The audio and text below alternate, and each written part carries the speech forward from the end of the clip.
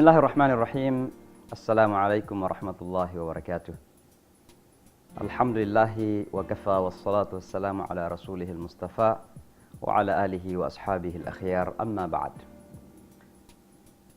Para pemirsa Zakat TV yang budiman, di mana saja Anda berada, syukur sekali bahwa kita bertemu pada saat ini untuk bercerita sedikit tentang tantangan-tantangan sekaligus peluang-peluang tentunya akan dakwah di Amerika Serikat dan apa yang diperlukan ke depan. Kira-kira apa tantangan serta apa visi daripada teman-teman yang berjuang menegakkan dakwah di bumi Amerika saat ini. Semakin berkembangnya Islam di Amerika Serikat, semakin majunya perkembangan Islam di Amerika Serikat, juga tidak terlepas dari semakin beratnya tantangan yang kita hadapi. Ada beberapa alasan kenapa saya katakan demikian. Yang pertama, kalau sebelum Islam berkembang di Amerika Serikat, ada orang yang tidak senang kepada agama ini karena memang tidak tahu. Kebanyakannya memang tidak tahu. Orang Amerika rata-rata memang tidak peduli agama, apalagi yang namanya agama Islam yang dianggap sebagai agama asing. Tapi setelah 11 September, dengan fenomena perkembangan Islam yang sangat luar biasa ini, justru menjadikan ada sebagian kecil, saya mengatakan sebagian kecil, kelompok-kelompok orang tertentu di Amerika tentunya tidak senang. Dan ketidaksenangannya itu adalah karena realita mengatakan bahwa Islam tidak bisa dibendung. Tentu tumbuh semacam fobia. Tentu tumbuh semacam rasa khawatir. Sebenarnya bagi saya pribadi itu bukan sesuatu yang baru. Karena dalam sunnatullah, hukum alam, dalam perjuangan pasti ada tantangan. Tapi sebenarnya yang paling kita khawatirkan adalah bagaimana perkembangan yang ada ini, bagaimana pertumbuhan Islam yang ada ini, soliditas perkembangan dakwah di Amerika ini bisa dipertahankan dan konsisten. Dan itulah tantangan yang besar yang kami hadapi selama ini. Saya berikan barangkali beberapa contoh kejadian-kejadian atau peristiwa-peristiwa Islamofobia yang terjadi di Amerika Serikat. Baru-baru ini di beberapa subway atau kereta bawah tanah di kota New York, dipasang iklan dengan judul kira-kira singkatnya bahwa yang namanya Islam dan Muslim itu adalah uncivilized, tidak beradab. Dan ini dilakukan oleh seorang yang cukup terdidik di Amerika Serikat. Bahkan ada yang mengatakan namanya Pamela Gallagher. Ada yang mengatakan bahwa beliau ini ada keturunan Arab. Beliau memasang ini sebagai bukti bahwa ada anti-Islam yang terjadi di kota New York. Syukur alhamdulillah bahwa di saat ada yang anti, juga ada teman-teman yang justru membela. Di kota New York ada organisasi yang dinamakan Jewish Against Islamophobia. Ada sekelompok orang-orang Yahudi yang membentuk networking yang khusus melawan kegiatan-kegiatan Islamophobia ini. Jadi kalau dipasang bahwa Islam dan Muslim itu tidak civilized, tidak beradab, di sampingnya organisasi ini memasang Islam dan Muslim adalah orang-orang yang beradab, mari kita belajar beradab. Sebagai pukulan kepada iklan yang pertama itu. Jadi ada tantangan yang berat yang kita hadapi, tapi alhamdulillah tantangan itu kita jadikan sebagai peluang karena kita membangun komunikasi dan hubungan dengan orang lain. Baru-baru ini di New York misalnya akan dibangun sebuah masjid yang tidak jauh dari Ground Zero. Tempat yang barangkali bagi sebagian orang Amerika dianggap sakral setelah terjadi 11 September itu. Sebenarnya masjid itu ada sekitar 2 blok dari Ground Zero. Tapi kemudian ditentang sedemikian rupa oleh masyarakat Amerika, sekitar 70% dari masyarakat kota New York menentang pendirian masjid tersebut. Tapi alhamdulillah di satu sisi justru wali kota New York yang beragama Yahudi itu bernama Michael Bloomberg justru membela hak orang Islam untuk mendirikan masjid di tempat tersebut. Saya cuma ingin menggambarkan bahwa ada tantangan-tantangan yang kita hadapi. Yang menjadi masalah bagaimana orang Islam mampu menemukan sebuah strategi yang jitu, sehingga tantangan ini mampu kita redam. Atau mungkin, dalam bahasa yang biasa saya pergunakan, tantangan ini justru menjadi peluang bagi kita. Saya masih ingat ketika seorang pastor dari Florida berencana membakar Al-Quran di saat memperingati 11 September tahun ke-10. Justru yang bangkit pertama kali menentang rencana pembakaran Al-Quran itu adalah orang-orang Kristiani. Teman-teman yang selama ini sudah kita bina hubungan dengan baik, mereka lah yang pertama kali bangkit menentang rencana pembakaran Al-Quran itu. Bahkan ada 4 gereja di kota New York membeli Al-Quran dan membagi-bagi Al-Quran itu kepada para jamaahnya. Setelah itu saya tanya kepada pastornya, kenapa Anda membagi-bagi Al-Quran kepada jamaah Anda? Apa dia katakan? Ini bahagian dari proses healing, mengobatin kerusakan yang dilakukan oleh orang tersebut. Bayangkan para pemirsa sekalian, tantangan mampu menjadi peluang. Nah, so itulah maka beberapa kasus-kasus diskriminasi maupun peraturan-peraturan yang ada di Amerika Serikat sekarang ini dijadikan sebagai landasan bagi kita umat Islam untuk semakin mengambil partisipasi politik misalnya. Ketika Presiden Bush masih berkuasa, Presiden Bush menelurkan beberapa peraturan-peraturan yang sangat diskriminatif ke masyarakat Muslim. Salah satu di antaranya, ada yang disebut dengan Patriotic Act. Patriotic Act ini membenarkan kepada para pengaman, polisi, FBI, dan sebagainya, untuk menggeledah orang-orang Muslim tanpa ada warrant, tanpa ada surat izin. Karena alasannya suasana yang darurat. Bahkan cuma itu, ada yang disebut dengan material support. Jadi kalau misalnya saya memberikan makan kepada orang miskin, tiba-tiba ada beberapa orang miskin datang, salah satu di antaranya misalnya orang yang dicurigai, maka saya dianggap memberikan makan kepada orang yang dicurigai, saya bisa ditangkap. Itu yang disebut dengan Patriotic Act. Itu yang dilakukan oleh Presiden Bush.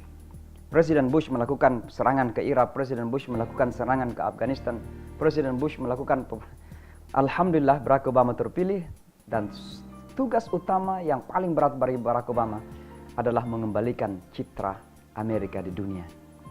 Masyarakat Muslim tentunya melihat bahwa ada niat baik Barack Obama. Maka dengan demikian, masyarakat Muslim memberikan dukungan. 90% lebih masyarakat Muslim memilih Barack Obama pada pemilihan terakhir. Dan bahkan ada yang menentukan bahwa sebenarnya suara orang Islam cukup menentukan bagi kemenangan Barack Obama. Para pemirsa Zakat TV yang budiman, jangan kemana-mana, karena saya akan kembali bersama Anda setelah yang satu ini.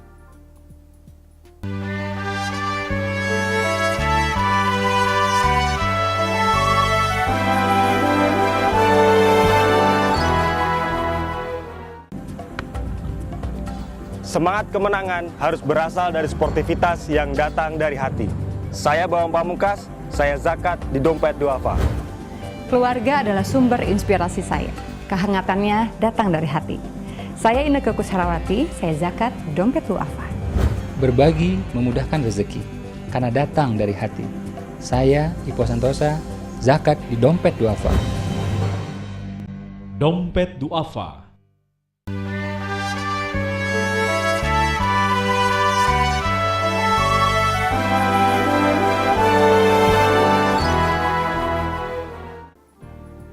Assalamualaikum.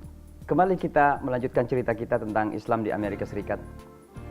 Sesungguhnya negara Amerika Serikat itu memiliki perundang-undangan yang sangat bagus sekali. Bahkan baru-baru ini Islamic Council of North America atau Fiqh Council of North America membuat sebuah fatwa yang mengatakan bahwa Syariah Islam dan Undang-Undang Dasar Amerika Serikat adalah hampir sama. Tidak ada perbedaan. Karena Undang-Undang Dasar Amerika Serikat bercerita tentang kesetaraan, bercerita tentang keadilan, bercerita tentang toleransi, bercerita tentang dukungan kepada orang-orang minoritas dan lain sebagainya. Maka begitu sangat solid perundang-undangan Amerika Serikat ini dalam hal menjamin hak-hak orang beragama untuk mempraktikkan agamanya masing-masing.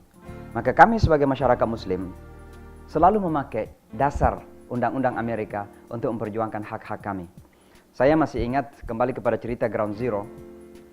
Suatu ketika saya menghadiri buka puasa bersama Michael Bloomberg.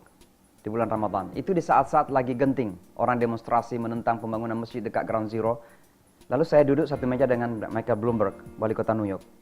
Saya tanya kepada beliau, Mr. Mayor, di saat 70% penduduk Anda menentang masjid ini, Anda seorang Yahudi, kok bisa Anda mendukung pendirian masjid ini? Apa kata wali kota New York?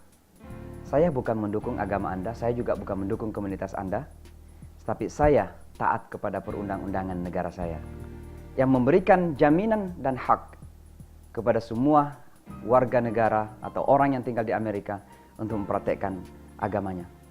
Namun demikian, tantangan berkelanjutan.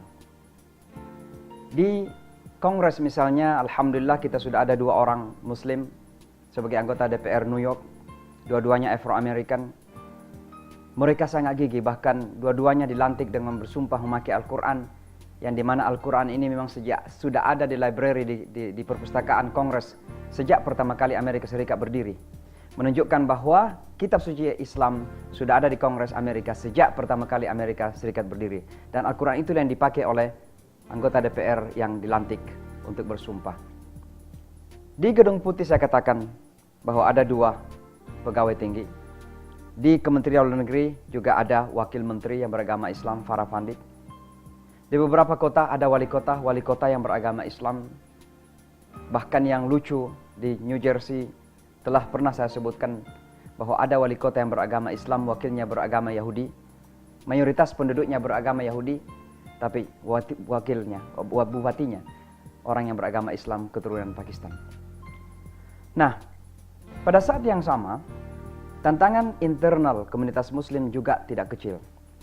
Salah satu tantangan besar yang dihadapi oleh umat Islam secara kedalam sekarang ini adalah bagaimana bisa melupakan hal-hal yang tidak signifikan untuk mereka bisa membangun komunitas yang solid. Sebagai misal, masalah madhab. Orang-orang yang dari Indonesia bermadhab Syafi'i, orang-orang yang dari Afrika bermadhab Maliki, orang-orang yang dari Pakistan, Bangladesh bermadhab Hanafi misalnya, yang dari Timur Tengah bermadhab Hambali. Terkadang perbedaan madhab masih menjadi permasalahan yang sangat signifikan. Ada 2 dilema yang terjadi di sini. Yang pertama, bahwa itu menjadi penyebab gagalnya kita untuk melakukan hal-hal yang lebih besar lagi. Yang kedua, justru generasi muda Islam, khususnya mereka yang masuk ke dalam agama ini, banyak yang justru kemudian bingung. Sebab mereka tidak kenal apa yang disebut dengan madhab. Mereka hanya mengenal apa yang disebut dengan Islam. Lalu sebab itulah umat Islam sekarang ini di Amerika berusaha untuk melakukan konsolidasi ke dalam. Jangan sampai justru orang-orang Amerika masuk ke dalam agama ini, tapi justru orang Islam sendiri yang imigran khususnya menjadikan mereka semakin bingung. Kok ada Islam yang seperti ini? Hal kedua, bahwa komunitas Muslim terkadang masih kaku dengan masalah culture dan budaya. Kita tidak membedakan mana kultur dan mana Islam. Ada teman-teman dari Timur Tengah, hanya perbedaan pakaian, terkadang tidak menganggap bahwa orang itu beragama Islam yang baik. Hanya kita tidak memakai jubah, hanya karena tidak memakai pakaian Pakistan atau Bangladesh. Padahal dalam Islam, pakaian Islam itulah yang menutup aurat. Bentuknya apapun, baik itu batik, ataupun baju koko atau apapun, itu adalah pakaian yang Muslim. Para pemirsa Zakat TV yang budiman, pada akhirnya, bahwa bagaimanapun juga, tantangan-tantangan yang kita hadapi sekarang ini, itu adalah sesuatu yang bersifat tabiat, sesuatu yang bersifat alami. Karena ini merupakan sunnatullah dalam perjuangan. Para nabi ditentang oleh para pengikutnya. Rasulullah SAW bahkan melarikan diri, ya bukan melarikan diri, tapi keluar dari Mekah pergi ke tanah Taif ketika itu. Dan memohon kepada Allah, mudah-mudahan orang-orang di Taif bisa dibukakan hatinya dan pikirannya terhadap Islam. Tapi apa yang terjadi para pemirsa yang budiman? Justru ketika Rasulullah SAW sampai ke Taif, beliau dilempari oleh orang-orang yang crazy, orang-orang yang gila, anak-anak, sampai kaki beliau berdarah. Ketika kaki beliau berdarah-darah, di saat itu beliau duduk di bawah sebuah pohon dekat gunung. Datanglah malaikat gunung. Malaikat gunung mengatakan kepada Rasulullah, "Wahai Muhammad, kalau engkau mau kita basmi semua orang ini, kita habiskan semua orang ini." Kata Rasulullah SAW, "Saya diutus bukan untuk membasmi orang. Saya diutus bukan untuk membunuh orang. Saya diutus bukan untuk membinasakan orang. Tapi justru saya diutus untuk memberikan hidayah kepada orang. Beliau kemudian duduk, mengangkat tangan tinggi-tinggi ke atas langit dan mengatakan, "Ya Allah, sesungguhnya saya lemah, Engkau yang maha kuat." Salah satu isi doa yang beliau ucapkan adalah, "Allahumma hdi qaumi fa innahum la ya'lamun." Ya Allah, berikanlah petunjuk kepada kaumku, karena sesungguhnya mereka tidak paham. Kita umat Islam sekarang ini jangan menjadi umat yang cepat marah. Kita umat Islam sekarang ini jangan menjadi umat yang hanya gerah, hanya mengutuk. Tapi kita umat Islam adalah umat yang penuh dengan kesabaran. Umat yang selalu tersenyum. Umat yang selalu memperlihatkan keindahan akhlakul karimah. Dan itulah kemudian yang menjadi daya tarik yang sangat luar biasa di tengah-tengah non-muslim sekarang ini. Barangkali saya ingin tutup dengan cerita singkat saja. Ada seorang ibu, ada seorang putri yang ketika itu datang ke kelas. Saya tanya, "Kok Anda ingin belajar Islam?" Dia katakan, "Saya bekerja di sebuah toko, teman saya namanya Asma." Ya, Asma kebetulan dari Yaman. Saya katakan, "Apakah Anda belajar Islam sama Asma?" Dia katakan, "Tidak. Asma itu memakai jilbab dan pertama kali ketemu saya nggak mau bersahabat. Karena saya melihat perempuan yang memakai jilbab seperti itu kaku. Tapi ternyata Asma tidak kaku. Bahkan selalu tersenyum setiap pagi menemui saya bersalaman." Itu yang terjadi ketika itu. Maka singkat cerita, dia diam-diam jatuh hati kepada agama yang dianut oleh Asma itu. Maka dia pun dianjurkan oleh Asma untuk datang ke kelas saya. Satu cerita singkat yang mengatakan bahwa betapa dakwah yang paling efektif adalah membuktikan akan keindahan Islam itu dengan akhlakul karimah. Kita di Indonesia adalah negara yang mayoritas. Bahwa mudah-mudahan kita umat Islam Indonesia selalu mampu memperlihatkan Islam yang indah itu. Islam yang rahmatan lil alamin. Para pemirsa, jangan kemana-mana, karena sebentar lagi saya akan kembali bersama Anda setelah yang satu ini.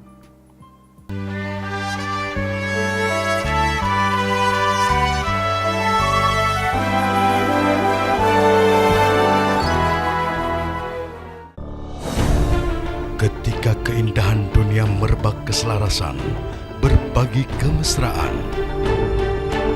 Ketika sejuta tangan merangkai kebahagiaan dalam kehidupan yang harmoni. Ketika zakat Anda wujudkan indahnya dunia.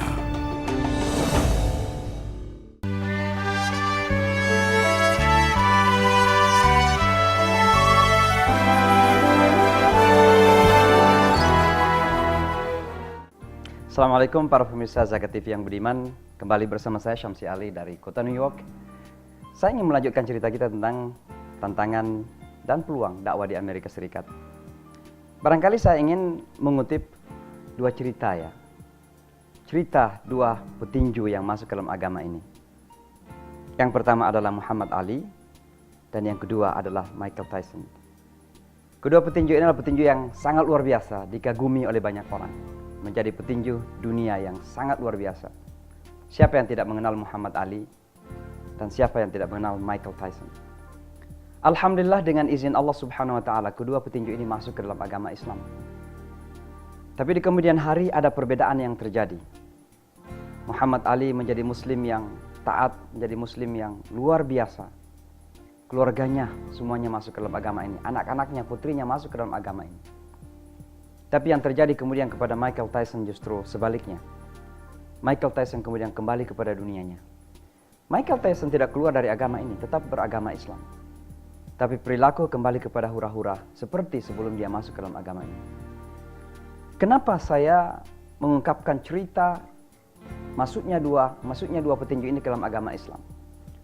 Karena ingin menggambarkan bahwa tantangan terbesar juga yang kita hadapi di Amerika Serikat, bagaimana agar mereka-mereka yang telah masuk ke dalam agama ini mampu bertahan dan bisa istiqamah, konsisten di dalam menjalankan agamanya. Alhamdulillah, saya belum pernah mendengar selama 15 tahun, 16 tahun di Amerika Serikat bahwa ada mu'alaf yang keluar dari agama Islam kemudian hari. Tapi saya tahu ada beberapa di antara mereka yang kembali kepada dunia lama. Menjadi peminum, menjadi penjudi, masuk penjara, keluar penjara. Ada orang Islam mu'alaf yang kemudian masuk keluar penjara. Nah, oleh sebab itu kami jadikan ini sebagai tantangan. Bahwa tantangan kami yang utama juga adalah bagaimana menjadikan mereka bisa konsisten dengan agama ini. Dan tentunya ini, para pemirsa yang budiman, memerlukan ekstra kerja yang lebih. Bukan saja keilmuan, bukan saja kemampuan berdialog, tapi juga salah satunya adalah kemampuan finansial. Sebab diperlukan fasilitas-fasilitas untuk melakukan training. Nah, selain untuk menjaga mereka agar tetap konsisten dan istiqamah di jalan Allah Subhanahu wa taala, salah satu tujuan utama juga adalah bagaimana agar yang menjadi dai kemudian hari adalah orang-orang Amerika sendiri. Bayangkan kalau seorang dai-nya adalah orang yang berambut pirang, bermata biru, berkulit putih. Ngomong satu kata lebih dipercaya ketimbang saya misalnya yang ngomong 10 kata. Karena mereka dari kalangan mereka. Dan ini sangat penting. Kenapa Nabi dikatakan diutus dari kalangan mereka? Karena penting seorang dai merasa atau dari kalangan mereka. Mereka paham akan kultur, mereka paham bahasa sosial, mereka paham bahasa ekonomi, politik, dan lain sebagainya. Nah, alhamdulillah sekitar setahun yang lalu, di saat ada konferensi diaspora di kota Los Angeles, California di Amerika Serikat, saya bertemu dengan Bapak Ismail, Direktur Presiden Dompet Duafa. Ketika kami bertemu, dan sebelumnya beliau sudah mengirim email ingin bertemu dengan saya. Ketika kita bertemu, beliau bertanya tentang perkembangan Islam dan saya menyebutkan bahwa bahkan ada gereja-gereja yang dijual. Beliau kemudian mengatakan bahwa sekarang masanya Dompet Duafa untuk ikut berkontribusi di dalam memperjuangkan Islam di Amerika Serikat. Karena kata duafa itu bukan hanya duafa secara ekonomi. Tapi jangan lupa sebagai orang Islam kita harus ingat, ada kelemahan yang juga sangat fundamental yang perlu kita tangani. Maka konsep duafa dalam Islam itu bukan hanya duafa secara ekonomi. Memberikan bantuan bukan hanya agar mereka bisa makan, mereka bisa minum. Tapi ada satu hal yang sangat fundamental juga dalam kehidupan kita sebagai umat Islam. Yaitu mereka yang bisa lemah dan dilemahkan dalam keimanan dan akidah, ini juga harus dilindungi. Kewajiban kita bersama. Ada teman-teman yang mengatakan kan Amerika Serikat itu negara adidaya, kuat secara ekonomi. Tapi kan Amerika Serikat tidak memberikan bantuan dakwah kan. Amerika Serikat tidak memberikan kita duit untuk kita berdakwah. Lalu sebab itulah maka Dompet Duafa dalam hal ini berusaha untuk mendirikan sebuah Islamic Center atau dakwah center di kota New York. Saya melihat walaupun ini saya tidak Bapak Ismail tidak menyampaikan kepada saya, tapi saya melihat bahwa ada beberapa dasar kenapa kota New York dipilih.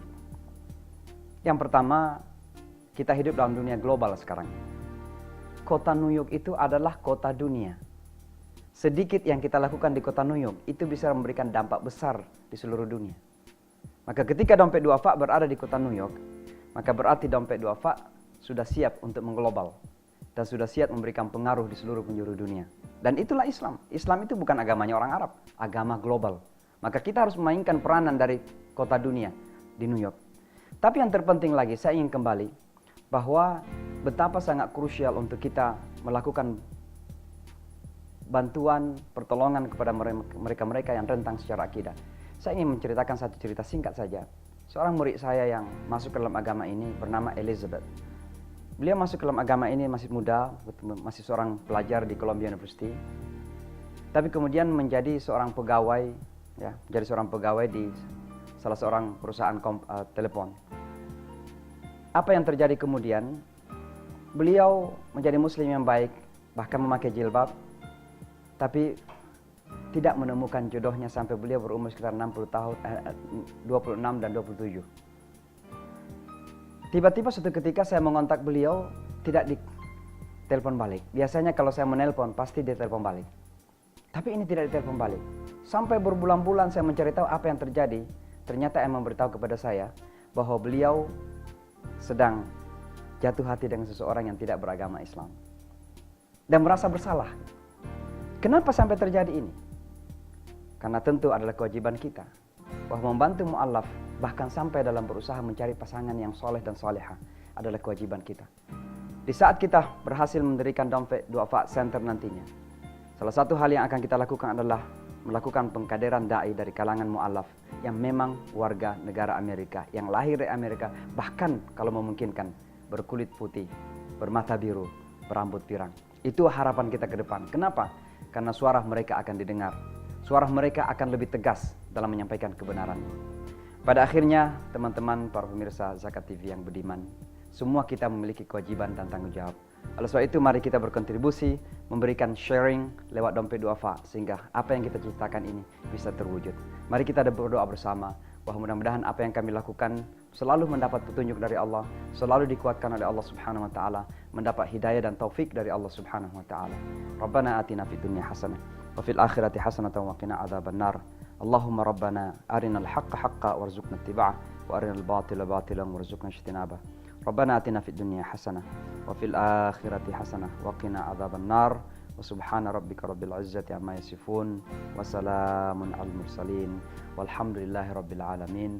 Wassalamualaikum warahmatullahi wabarakatuh.